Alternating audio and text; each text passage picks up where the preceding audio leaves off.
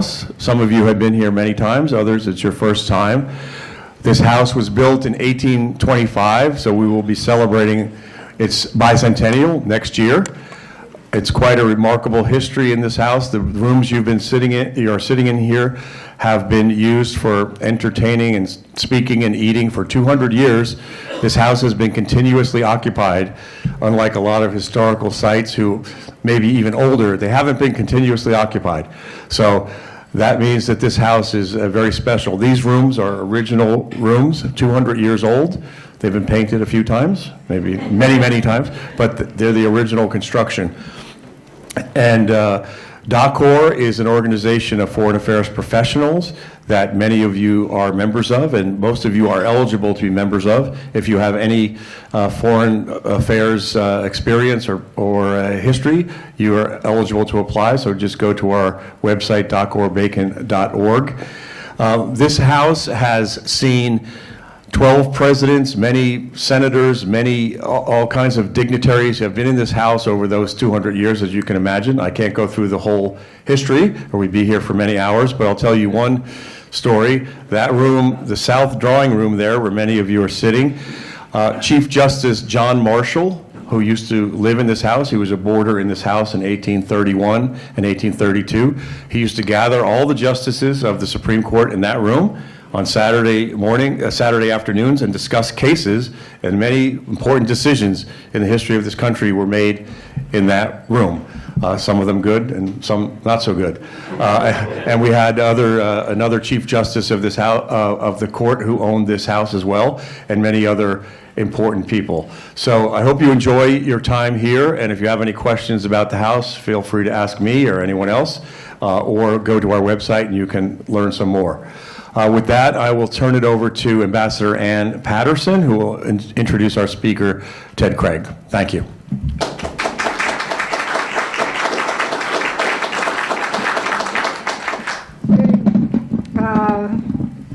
I'm delighted to introduce this book tonight and its author, Ted Craig. And while I'm speaking to you tonight as the chairman of ADST, I was also ambassador to Pakistan from 2007 to 2010. And when people ask me, I always describe it as my most interesting assignment in my 43 years in the Foreign Service. I thought it was a fascinating country, full of hospitable and interesting people, full of drama, sometimes excessively so, and a vibrant cultural heritage that I hope someday they'll be able to turn into a thriving tourist industry. It was also full of challenges, as many people in this audience know well, and I'd like to welcome that we have with us many of our Pakistan experts in the community. Terrorism, the ups and downs of military rule, the on again, off again of Pakistan's democracy, and the relationship with the U.S., with China, and of course with India. Pakistan is the 5th largest country in the world by population, with a GDP of only a modest U.S. state. It's probably the 5th largest nuclear power now in the world. And as other countries reduce their nuclear capacity, Pakistan has decided to modernize its own. So it's critically important that Americans understand what is taking place there, especially now that we in the United States want to see Afghanistan and Pakistan in the rearview mirror. So this is an important book, and I suspect that it will do well. I read a lot of literature on Pakistan, and first of all, this book is easy to read and entertaining, elements not to be underestimated. So I think you will enjoy it and find it an easy read. The importance of cricket and its role in Pakistan is a theme throughout the book, and is used as a metaphor for many important issues in the country. I found the portions on the British legacy and Pakistani nationalisms and the challenge of Baluch and Pashtun separatism particularly insightful. Maybe because I did not understand any of this before I went to Pakistan, and Ted is right in that it is essential to understand these issues in the Pakistan psyche, particularly in the psyche of the military. He also does an excellent job of describing the role of China, always a close relationship when I was there, but since advanced significantly by Chinese investment in Belt and Road. And then there's Imran Khan, who was not much of a political factor 13 years ago, but has come to represent democracy, the need for Pakistan to move on from traditional political parties, and anti-military activism, but also hampered by his relentless and damaging self-promotion. Like many of our own politicians, Imran Khan comes across as both fascinating and flawed. And then finally, to conclude, good diplomats always manage to convey to the citizens of the host country and to their own colleagues that they care about the country they are assigned to. And that really comes across in the book. So I will let him talk about the book and answer questions. And Ted, I congratulate you on an insightful and entertaining book and turn the floor over to you.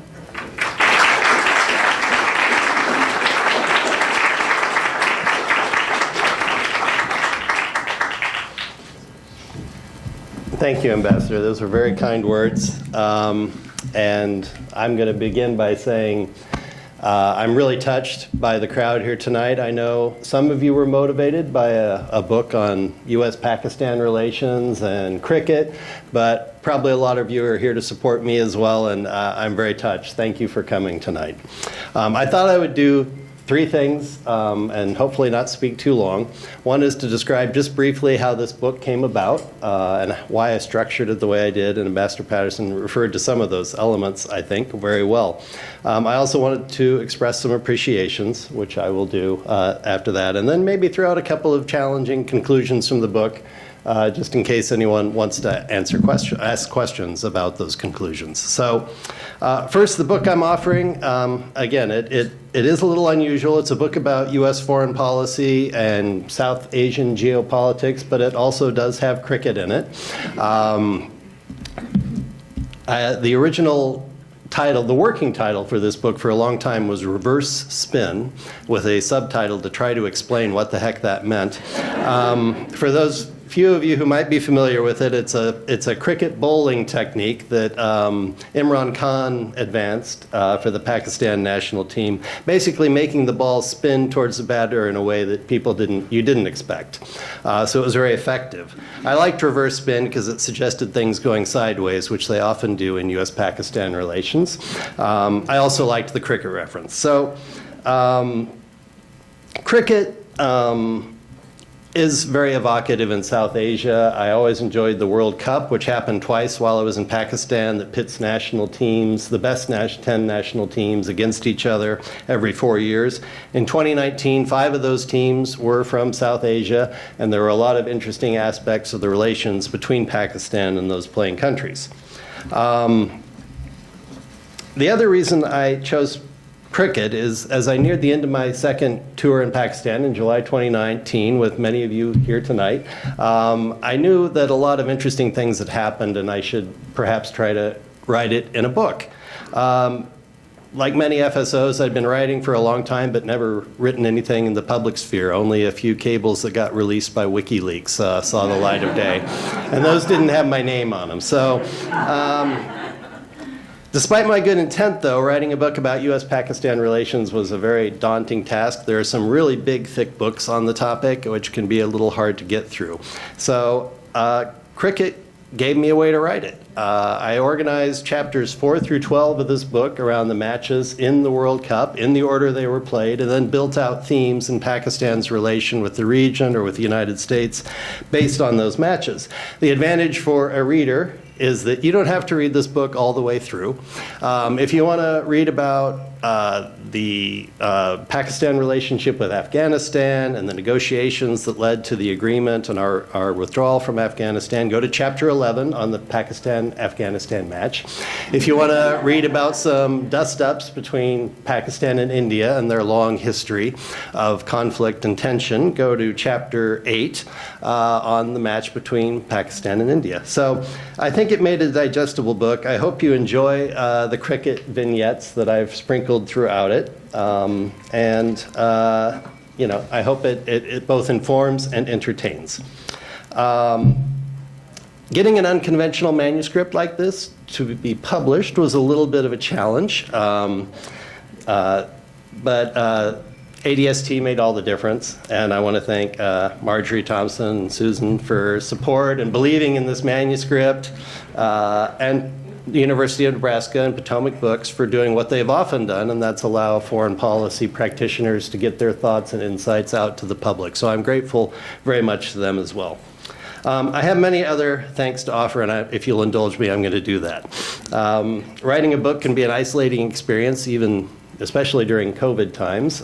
You're staring at your word processor wondering what the next word is going to be, and I couldn't have done this without a lot of help. First, I want to thank the Foreign Service colleagues who helped shape the book and the work that went into these relationships in Pakistan and elsewhere.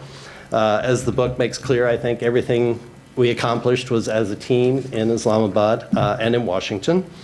Many of my colleagues from Islamabad also took the time to read the book, and I'm very appreciative of those who did and the insights you offered me and the suggestions to make it a better book. I am grateful to the many friends and family who kept me upbeat during this project, and thank you to my family members who've traveled a long way to be here tonight. Very much appreciated, and all of you for running the gauntlet of protests at GWU to get here tonight. Gives an extra story to tonight's event that I appreciate. To my mother here tonight, and my late father, my deep appreciation for all you did to keep your two children primed to accomplishment as students, writers, and teachers. David and Ginny Craig were open-minded guides to the world, something a little too rare today, but essential to being a diplomat because you have to understand other cultures and be open to them. So thank you, Mom. To my two children.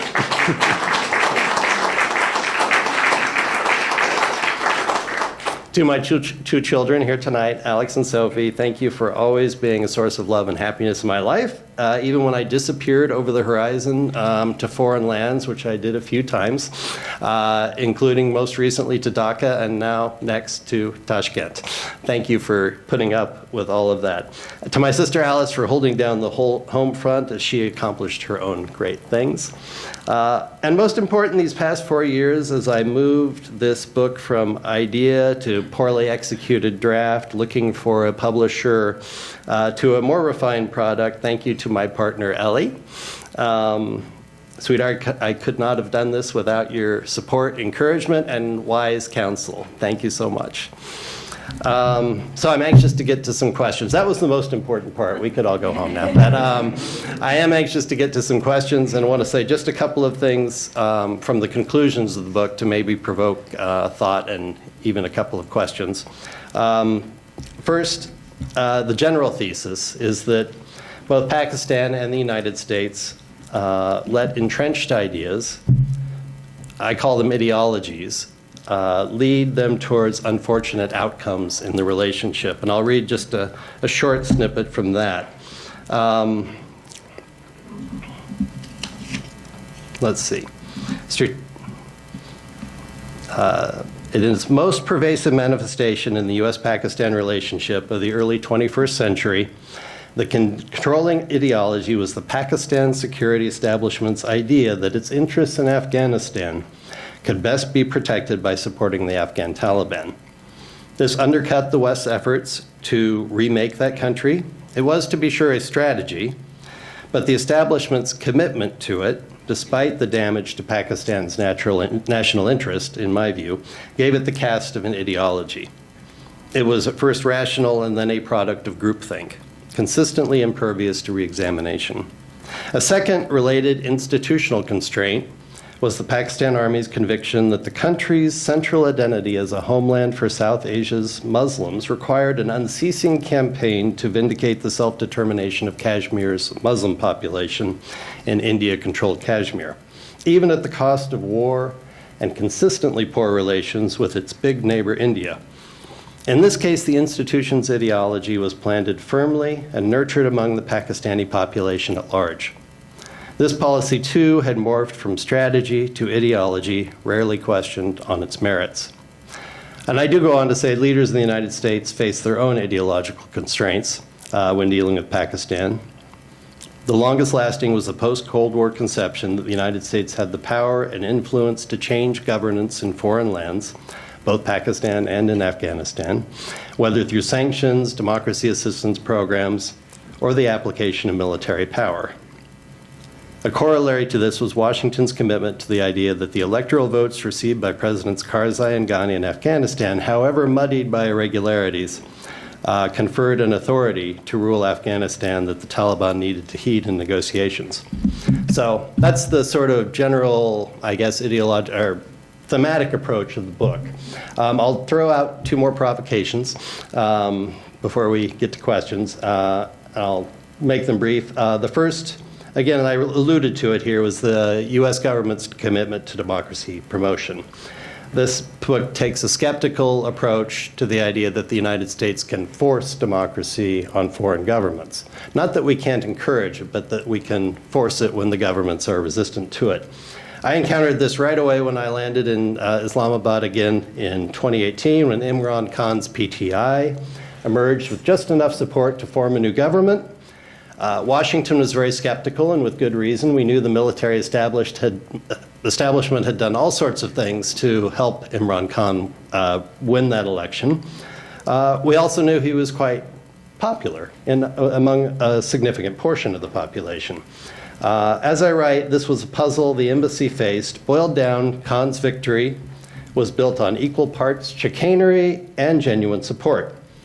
As I described the decisions as we talked to Washington, there was some temptation to push back against this bad election. It would not have gone anywhere. The opposition parties had conceded very quickly. There was no sign of protests in the streets. It was one example of where some people turned to us to maybe fix a bad election, but it really wasn't in the cards there. We just saw another version of this story in February of this year, when this time the military establishment put its oars in the water very strongly against Imran Khan for the old PMLN party. In this case, the votes came in a surprising way for Imran Khan, more than the military probably expected. Khan's supporters argue that having done so well despite a lot of handicaps imposed by the courts and the press and the military, they would have won a free election. That may be true. They might have. Again, however, the United States did not have the means or perhaps the interest to object to the outcome. Pakistan has long relied on China as its foremost international partner, and China certainly was not going to punish the government or the powerful military for this lapse in democracy. So our options were very constrained. I do want to emphasize, I'm not saying that we should forego support to civil society, to media, to other voices for democracy in our foreign policy. I think that should be a part of our foreign policy. However, I do mean to convey my real skepticism over our capacity to force autocratic regimes to cede power, particularly in today's multipolar world when they can turn easily to Russia, China, or in some cases even India for support. It was risky when we were the sole superpower to try to do it. It's almost impossible today. Final point, and that is the decision to negotiate an exit from Afghanistan. It takes up a significant part of our work during my second tour in Islamabad, and of course continues to be very much in the press and in the public mind, whether it was a good deal, whether we executed it properly. Working on Pakistan and then in Washington in the Intelligence Bureau, covering Afghanistan at the time of the American exit, I had a relatively good view of the mistakes that were made, and mistakes were made all around by both the current administration and the previous administration. That said, the basic conclusion of this book is that our withdrawal was the right and inevitable decision. I know many will disagree with that here, and I fully admit to doubts about that. It is gut-wrenching to see how the Taliban is now ruling Afghanistan and how many people have lost their rights and the oppression of women in the country. It's no easy thing to look at. However, I think that channeling U.S. security interests to what are our bigger threats in the world today and ending the costly intervention in Afghanistan was the right decision. Before I touch on those decisions, no, I'm going to skip that one. But I was going to talk about a little bit about Afghanistan cricket, but I'll let you read that. It's an interesting section in how the game was developed, not by the British, who didn't last very long in Afghanistan in the history, but by the Afghans who were pushed out, who went to Pakistan as refugees after the Soviet invasion, and that's where Afghanistan picked up cricket, and they've risen very rapidly in the ranks of world cricketing powers to participate in the last few World Cups. So it's an exciting story in that sense. It's also a difficult story. One of the requirements to participate in international cricket in the men's game is that you develop a women's game. Obviously, the Taliban aren't doing that, and it is fair to say that international cricket has made a sort of moral compromise to decide to let Afghanistan continue to compete on the men's side without fulfilling its obligations to have a women's cricket game. But back to the diplomacy, Zalmay Khalilzad's diplomatic efforts under the Trump administration began with a visit to Islamabad in September 2018 to meet the new PTI government along with Secretary Pompeo. As political counselor, I had my team mobilized to support those negotiations over a long period of time throughout my tenure there. And we spent a lot of time even talking to Pakistan's spy agency, the ISI, which was in charge of protecting the Taliban leadership's not-so-secret presence in Pakistan during our time there. So it was a very interesting dynamic for both me and, of course, Ambassador Jones and other DCM Hoover in our leadership. During Pompeo's visit, we requested and received support for substantive outreach to the Taliban leadership. Some talks happened in Pakistan, and then they moved to Doha. I'm going to read two short pieces on those talks, and then I will wrap up, if I can find them. I think I will just read the final conclusion, because I think that's probably the most interesting. So, as we considered the emerging deal between the United States and the Taliban in U.S. government circles, including during my time in the embassy, there was a bit of magical thinking about how the Taliban might allow U.S. residual military presence to fight terrorism in the country. After the withdrawal, critics made a lot and continue to make a lot of this Department of Defense proposal to have left this counterterrorism presence in the country as if it's a bright idea that President Biden's team simply failed to pick up on.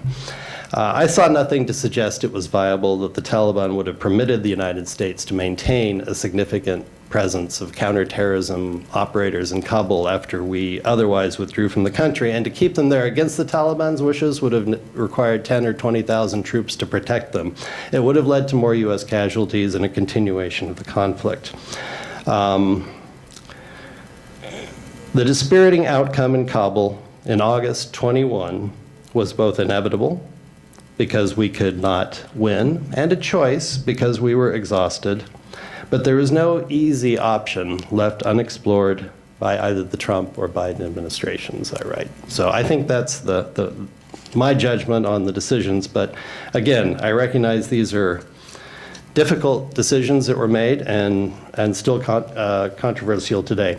I want to read from one last section on a related note, and that is in a way to appreciate the work that all of you engaged in the foreign policy community are doing. This is from Chapter 7 on Australia, where I talk about the detention of an American and an Australian professor by the Taliban as hostages during our time in Islamabad. And I write, the preparations for King and Week's release were an example of good bureaucracy at work. The U.S. Embassy hostage team, led by the Deputy Chief of Mission and run by the Diplomatic Security Office, included the consular section in charge of the welfare of private American citizens in the country, my political section, liaising with the Pakistan Foreign Ministry, the health unit, preparing for pre-departure needs, management, money and logistics, public affairs, both fending off and appropriately informing the press, the defense attaché, flight clearances, potential military airlift, the legal attaché, the FBI, in charge of liaising with the families and building a legal case against the kidnappers, and a number of additional embassy elements, probably all embassy elements. When the Australian DCM had a quiet reception to honor the U.S. embassy elements and Australian counterparts working for the pair's release, his house was full. Despite the sport that politicians make attacking government service, typically excluding only the uniformed military, the safety of Americans overseas is the responsibility of a range of civilian and military agencies with committed employees setting aside everything to protect U.S. citizens. So I want to just say that as an appreciation for the work everyone's doing. I'm going to go off script here and take a risk and say there's also some discussion occasionally in our circles of, well, if the November election goes a certain way, I'm out of government. I'm going to resign. I'd encourage everyone to stick with it. The American people depend on your apolitical commitment to the mission of U.S. foreign interests, of protecting Americans abroad, and all of you engaged with the State Department or other foreign affairs agencies should stick with it, whatever happens going forward. So thank you all for your service. Thank you, everyone, for being here tonight. I'm really touched and appreciative.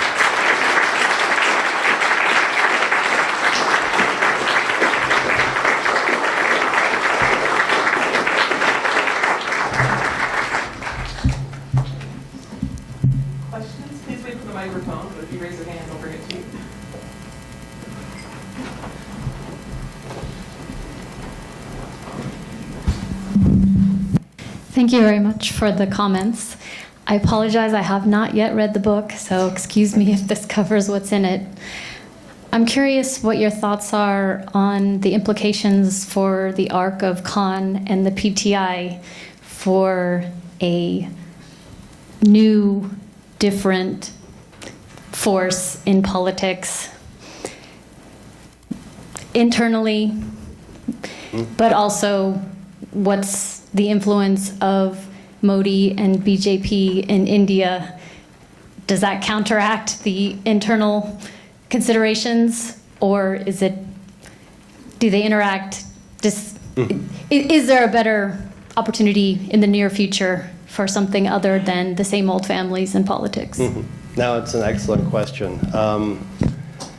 While I make the point that Imran Khan emerged originally as sort of a deep state experiment in challenging the established parties of the country in 2018, I think this last election showed that there's definitely at least a portion of the population that still believes in him as an alternative to the established parties or the military establishment's influence, potentially. He was problematic as prime minister, not entirely effective during his tenure. So, set aside the question of whether he merits that commitment, but I think there is a commitment in the country, and there is, in some ways, Pakistan democracy surprises. You think the country is locked up by the military establishment, there's not that much room, and then people go vote, and it's, produces a very interesting outcome this year, which might well have been different without the manipulation. It's a good question how this internal political dynamic in Pakistan is sort of pinging off of or mirroring what's happening in India today. I don't think that's a driver of the PTI movement significantly. The question of whether Pakistan should take a different approach to relationships with relationship with India is an interesting question in Pakistan politics. I would say it hasn't really had that much space. It's one area where the military establishment obviously really continues to put a sharp brake on what the civilian politicians could do. Whether someone like Imran Khan, him or someone in the future could channel that legitimate democratic movement in the country and sort of break through the military establishment's ideologies to try something different, I think it's a great question. Maybe that's in the future. It'd be interesting and fun to watch. Thank you.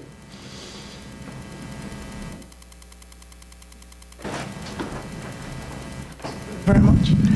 Ted, my question is more from a professional objective for yourself? When a lot of authors, I mean, I've read of some authors, and I'm no author, but there's always defining epiphany or a defining moment where they say, I want to write about this. Did you have a defining moment that said, I really want to put this down on paper? Because I'm sure you know more now than you did before, that what a task in front of you. So was there a defining moment?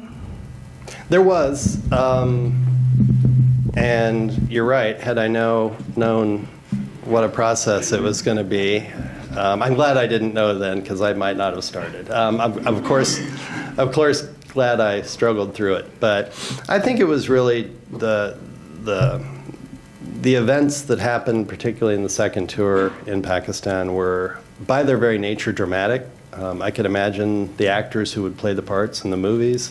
It seemed like it merited telling the story. And as I say, it was sort of hard to imagine how to tell the story. And at that moment of epiphany in July of 2019, I also was watching the World Cup and said, kind of interesting to organize it around the matches and make it, sort of discrete chapters. So I think it was those two things coming together that made it seem possible, thinking of it that way. Otherwise, if it had just been U.S.-Pakistan relations, start to finish, or just the U.S.-Pakistan relations 2000 to 2021, it would have been harder to start that project. Yeah, thanks, Jeff.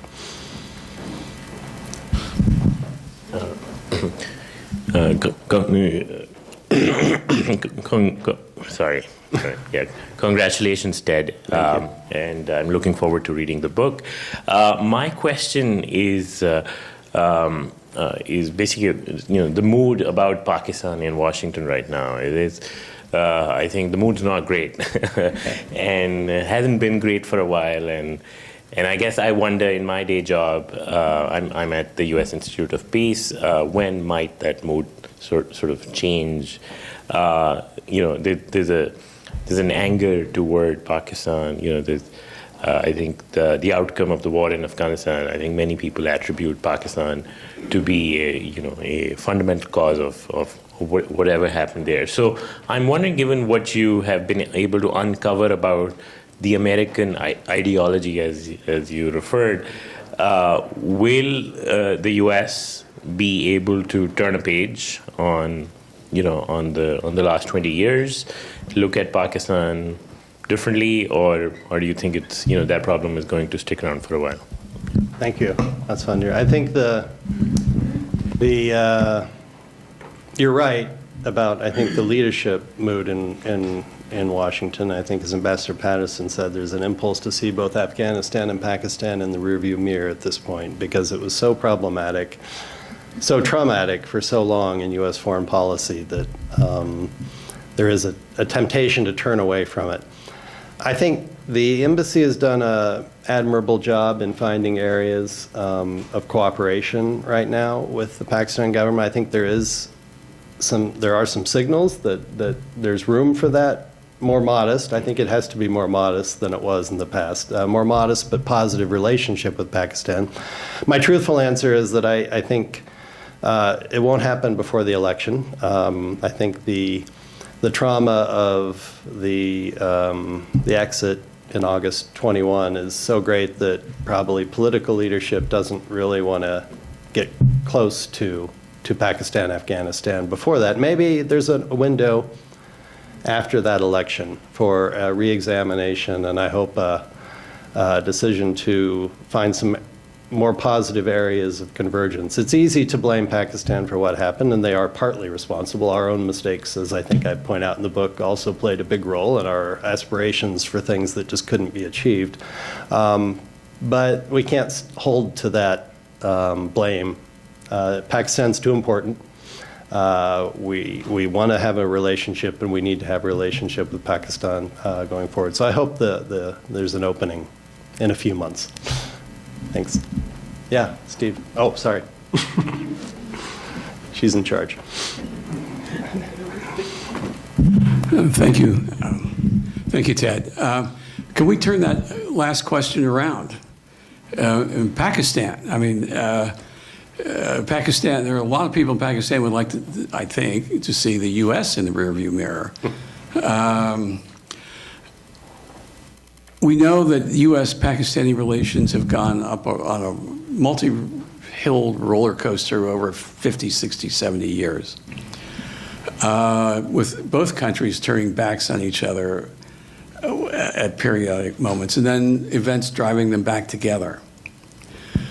I think, I'm always concerned that we're like one major terrorist attack from needing the Pakistanis again, whether we want to or not. IS,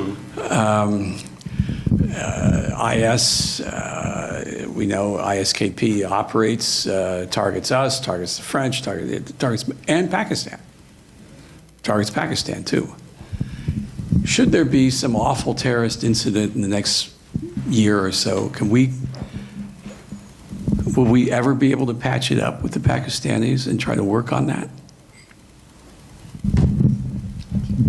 Yeah, I don't.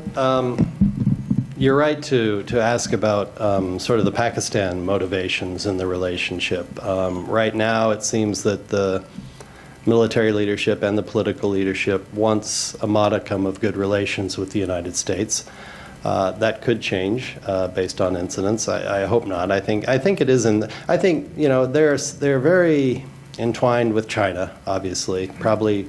Arguably China's only major ally, but ally's a little strong, I think. But almost no country wants to see itself totally turned over to the influence of one patron. So I think the Pakistan military establishment and the civilian politicians have a vested interest in balancing and will want us there as a balance to China, and hopefully will offer us some important things in return. In terms of the terrorism, Pakistan's suffering greatly right now, both from the TTP and ISKP. It is a basis for some collaboration between us, so, silver lining, I guess. But there is always that danger, and Pakistan, I think, is struggling to get a handle on it, and unfortunately their relations with the Taliban regime have not proved an effective means of controlling the risks that are coming out of Afghanistan, which doesn't mean they're going to, I think, change tack on the Taliban regime anytime soon, but clearly they're facing challenges. I think I think that vested interest they have in having some relationship with us, both a security relationship and an economic relationship, will continue. Imran's influence on that? It's a good question. What's Imran Khan's influence on that calculus? He was portrayed as quite anti-American, and in some respects he was in power. Not in all respects. Some of it, I think, was posturing, and he recognized some areas where he needed us. He was quite vociferous in blaming us for his exit from power, and that may leave a mark and make it difficult to mend fences were he ever to come back into power. I think he's a bit of a wild card. But again, I think the same interests, even for someone who, if he were to return to power somewhat free of the shackles of the deep state, I think Pakistan's national interest is still going to be that it not totally mortgage itself to Beijing, that it maintain solid relations with other powers in the region. We'll see. Or maybe we won't. But.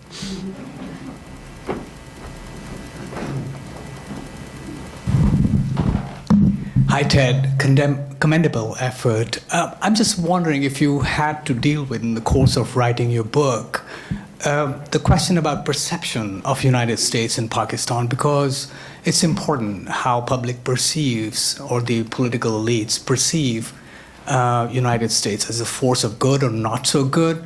Because I feel as though sometimes it appears as though, looking at a lot of public commentary, that United States can take a line of convenience, that they can talk about democracy when it's convenient, and it can also go towards dictators when it's convenient. Did you have to confront this perception in the course of writing? That's a great question, Aman. Thank you. I think you know, it's there probably in the story. I didn't delve deeply into, well, I did go a little bit into polling, and certainly the perception that I think does prevail, or did prevail during our time in Pakistan, that the United States had been duplicitous or unfair in its treatment of Pakistan, that we had used them against the Soviets, and we had used Pakistan against the Soviets in Afghanistan, and then turned away during the 90s, that we had, you know, through our invasion and occupation of Afghanistan, pushed a big terrorism problem into Pakistan. So I mentioned that during our first tour, when the floods happened, I think you were still there, Ambassador Patterson, that you know, we gave a huge amount of assistance. And I note that, you know, looking at the polling, everyone, oh, it's going to make, we're going to be loved in Pakistan. And it made no difference. You know, everyone viewed the United States quite skeptically, at least according to the polling our public affairs section and others did.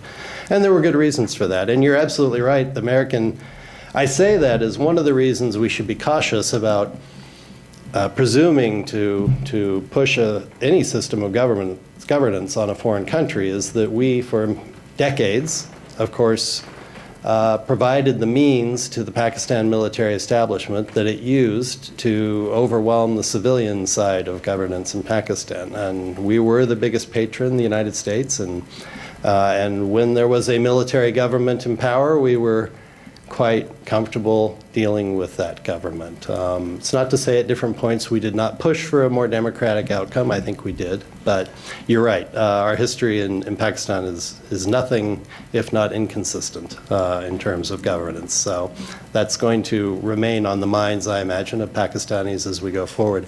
What I do say, though, is I think that, again, with the end of the war in Afghanistan, I think the volume of our relationship can be significantly turned down, and I think that's to benefit of both countries. We can have a more normal relationship with normal disagreements going forward. I hope. Pakistan's still a fraught country. It's still the fifth, you know, largest nuclear power in the world. There are big strategic issues there still, which may cause us to have conflict, but I think the volume has turned down in the bilateral relationship, and that's probably good for both of us. Well, to go from the global perspective to the more parochial interests, I'm curious how the book has been received in South Asia. You said you had a very successful debut in Bangladesh. I'm curious how the Pakistanis have received your book, including your chapter on blasphemy. That's an excellent question, which I don't know the answer to yet. I don't know that it's been widely read in Pakistan. I sent it to a couple of friends there and said, can I come to a book talk given what I say about blasphemy laws, or am I going to get in trouble? So I don't know. The Bangladeshi audience I read to said, yeah, that's the right approach to, you know, what the parts I read, both about cricket in Bangladesh and about some of the issues about, I used Bangladesh chapter, the last match, to make a comparison to their economic performance and Pakistan's economic performance, and you know, why Bangladesh, starting much poorer, has done a little better. Not great, they still have problems, but they've been arguably more successful than Pakistan. So I use that as a mirror to sort of flesh out some of those issues.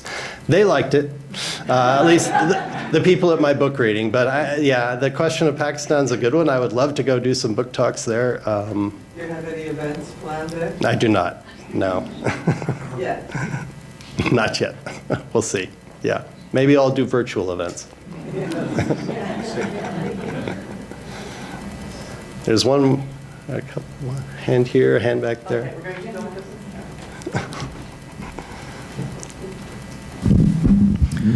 Hi, Ted. Thanks for the talk, and congratulations again. I look forward to reading the book. These days, India is kind of on the rise in U.S. strategic thinking about South Asia and the Indo-Pacific more broadly. And as we continue to kind of court India and try and integrate India into our kind of strategic vision for the region, do you expect there to be any ramifications for our relations with Pakistan? And if so, what should we expect? Thanks, Max. It's a great question. It is covered a fair amount in the book. I think, obviously, our decision to embrace India as a strategic partner of some sort, as a balance to China, has been a significant factor in the Pakistan relationship. And for a while it was mitigated because we had this war in Afghanistan, so we couldn't really turn away from Pakistan in a significant way up till 2021. At that point, now it is possible to turn away from Pakistan and go all in with India, I suppose. I think Washington is seeing some of the limits on the relationship with India, and maybe getting a little more skeptical about some aspects of it in terms of how much the relationship can do for our interests. I argue that it's in India's interest that we have a strong relationship with Pakistan,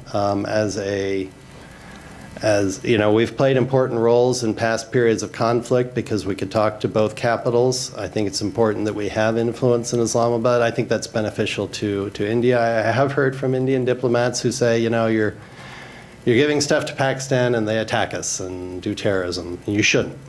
But I think that's, you know, I think that is too limited a strategic vision. I think it benefits India that we keep Pakistan interested in its relationship with the United States and other Western powers, and I think we can thread that needle. It could be challenging going forward. It kind of depends where the relationship with India goes from here. Probably that relationship's going to continue to grow, but I think we're already seeing some areas where it's going to have limitations. And as important as India is, Pakistan's still big and important, and shouldn't be set aside entirely for that geostrategic roadmap we're setting. That's my view. Thank you, Max.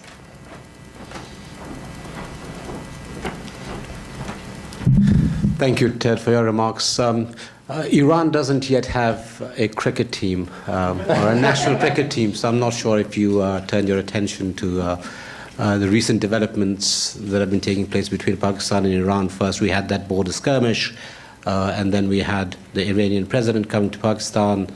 Obviously, there were expectations that they would perhaps move the conversation forward on that natural gas pipeline, and then I think a swift put down of some description from the U.S. about not being very happy about that. How do you see this dilemma? On the one hand, Pakistan and the U.S. obviously wanting to tone down their disagreements, and at the same time, Pakistan's obvious need for energy resources, and Iran having a bit of an expansionist attitude when it comes to its eastern borders and influence, not only in the Middle East, but perhaps looking towards Pakistan. So I'd be interested in your views on that.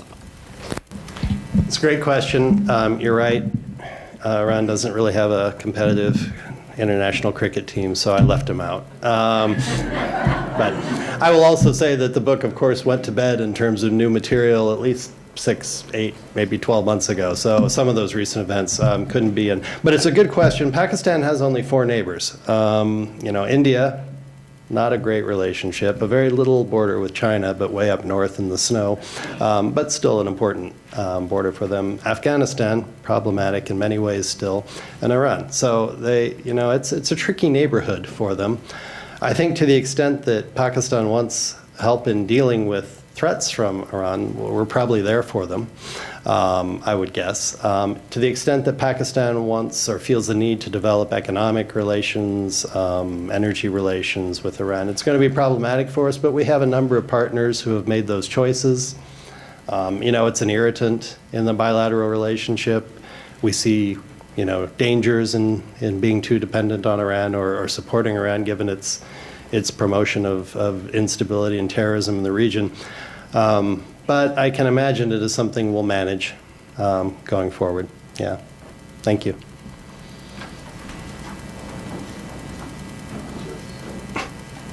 Final question. Final question? Okay.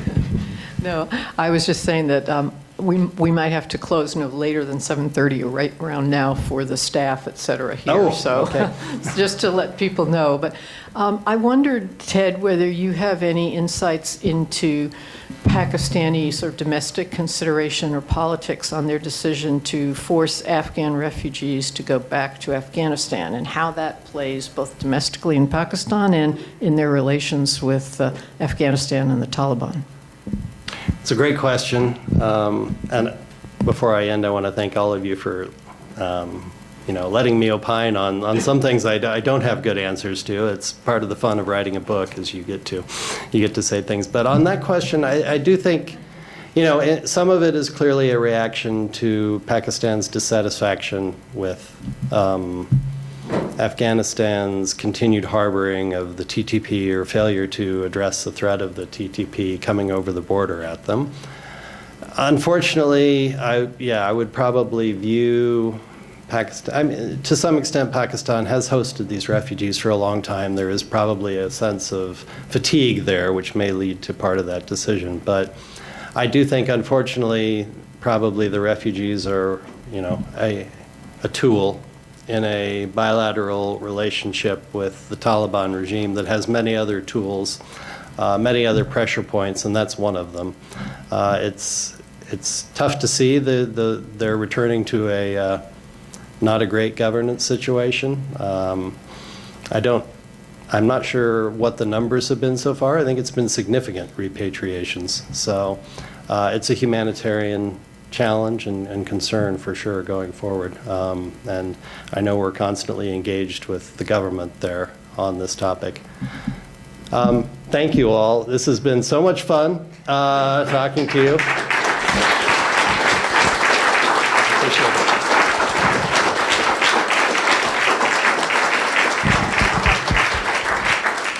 So I'm Susan Johnson, ADST president, and I just would like to thank everybody for coming, and we've really enjoyed having you, and we always thank DACOR Bacon House for hosting these events here. So Ted, congratulations from all of us, and ADST, and Marjorie, who played such a key role in contributing to your book getting out when it has. So for sure. I'd like to thank everybody again. Please buy the book if you haven't already. Read the book, even better if you can. And we'll look forward to hearing about how it's received in South Asia, Pakistan particularly, but other countries too. So thank you all for coming, and good evening. And you don't have to rush out. There's still 5 or 10 minutes, but thank you. Oh yes, book signing. I forgot book signing. Those of you who want to get your book signed, put Ted to work.